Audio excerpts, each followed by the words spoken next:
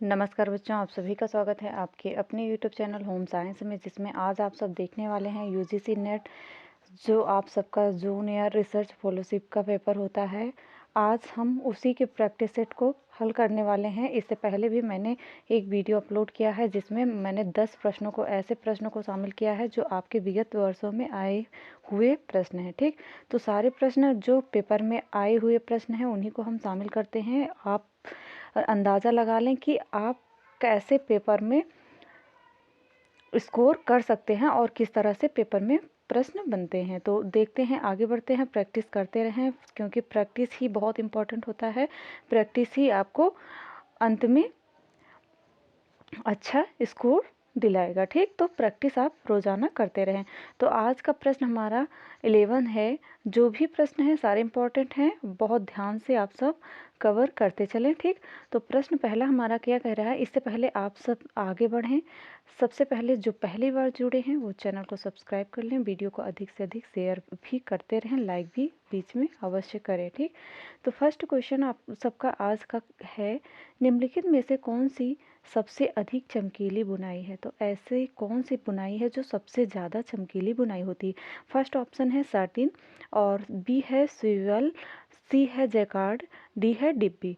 तो आप सबको पता होगा कि आप सब जानते हैं कि साटिन बुनाई जो होती है सबसे अधिक चमकीली बुनाई होती है। तो करेक्ट आंसर क्या होगा, साटिन, ए ऑप्शन होगा। ठीक, नेक्स्ट आता है आपका सेकंड क्वेश्चन आता है कि निम्नलिखित में से तंतु का कौन सा प्राथमिक गुण है।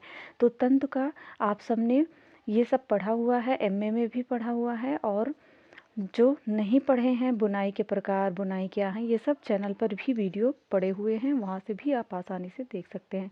तो निम्नलिखित में से तंतु का कौन सा प्राथमिक गुण है। तो बताइए प्राथमिक गुण तंतु का कौन सा होता है। संज्ञानता, संज्ञानता या घनत्व या चमक या लचीलापन। तो आपका करेक्ट आंसर क्या होगा बच्चों, ए होगा, क्योंकि संज्ञानता जो होती है वो प्राथमिक गुण पाया जाता है तंतुओं में। ठीक, रेशे में, तंतुओं में। ठीक, नेक्स्ट आता है निम्नलिखित में से कौन सा डार्ट समतुल्य नहीं है। डार्ट समतुल्य, ए ऑप्शन है स्टाइल लाइन, बी है प्रिंसेस लाइन, सी है गैदर्स या चुन्नट, और डी है डार्क टक।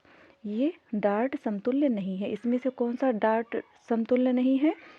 तो आप सबका करेक्ट आंसर क्या होगा बच्चों, स्टाइल लाइन। जो स्टाइल लाइन होती है वो डार्ट समतुल्य नहीं होती है। नेक्स्ट आता है निम्नलिखित में से कौन से दाग को हटाने के लिए स्टार्च पेस्ट का प्रयोग किया जाता है। ऐसा कौन सा पेस्ट है जिसे हम दाग हटाते हैं। स्याही है या आयोडीन है या जंग है या घास है। तो आपका करेक्ट आंसर क्या होगा बच्चों, हम आयोडीन का उपयोग करते हैं किससे हटाने के लिए, दाग को हटाने के लिए। और नेक्स्ट क्वेश्चन आगे बढ़ते हैं। 1 मिनट, ये नेक्स्ट क्वेश्चन है, देखते हैं।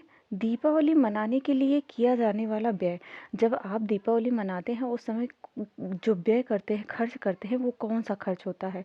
तो योजनाबद्ध व्यय होता है, या अर्थ निर्धारित व्यय होता है, या नियंत्रित व्यय होता है, या अतिरिक्त व्यय। ये आपने होम मैनेजमेंट में पढ़ा हुआ है, व्यय कितने प्रकार के होते हैं। तो खर्च, आप कौन सा खर्च दीपावली पे करते हैं। तो याद रखना बच्चों, आप सब दीपावली पे हमेशा डी अर्थात अतिरिक्त खर्च करते हैं, अतिरिक्त व्यय करते हैं, जो आपकी दैनिक बजट से अलग होता है। ठीक, नेक्स्ट आता है निम्नलिखित में से कौन सा एक कार्बनिक संसाधन का समूह है।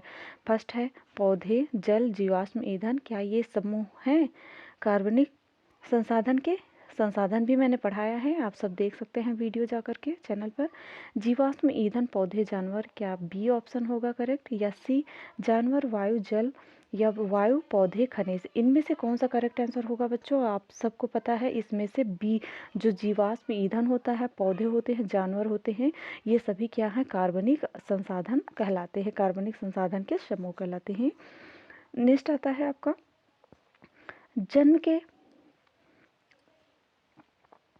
1 मिनट बच्चों, जन्म के तुरंत बाद की अवधि में माता, पिता और नवजात शिशु के बीच संबंध निर्माण को कहा जाता है। जब माता पिता और बच्चे के बीच जो संबंध होता है, नवजात शिशु के बीच संबंध होता है, वो संबंध कौन सा होता है, लगाव कहलाएगा, या संबंध कहलाएगा, या जुड़ाव कहलाएगा, या प्रेम कहलाएगा। तो आपका राइट आंसर क्या होना चाहिए बच्चों, जुड़ाव।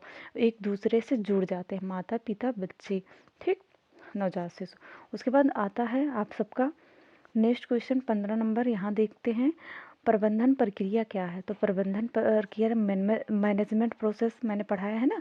मैनेजमेंट प्रोसेस क्या है, व्हाट इज मैनेजमेंट प्रोसेस। तो मैनेजमेंट प्रोसेस बच्चों वो होता है, पहला है ऑप्शन लंबी, बी है सतत, सी है अंतर्विरामी, या डी है स्वयं में समाप्ति।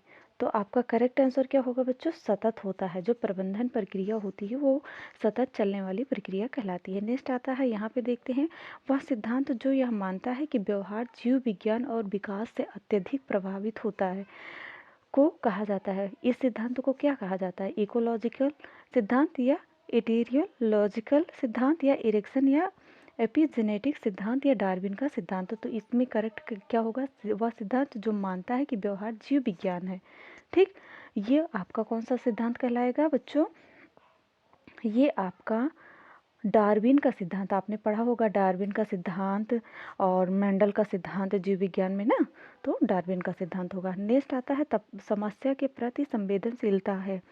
तो क्या है, रचनात्मकता होती है, या बी जागरूकता होती है, या सी समझ होती है, या डी ज्ञान होता है। तो आपका करेक्ट आंसर क्या होगा बच्चों, इसमें बी होगा। जो जागरूकता होती है वही समस्या के प्रति संवेदनशील क्रिया कहलाती है। ठीक, उसके बाद नेक्स्ट क्वेश्चन आता है आपका, विशेष समय पर एक परिवार में वस्तुओं तथा सेवाओं का प्रवाह है। क्या होता है, वस्तुओं की जब परवाह करते हैं उसे मौद्रिक आय कहते हैं। मौद्रिक या वास्तविक आय, या मानसिक आय, या भौतिक आय। इस समय कौन सी आय का खर्च होता है, कौन सी आय व्यय करते हैं आप सब।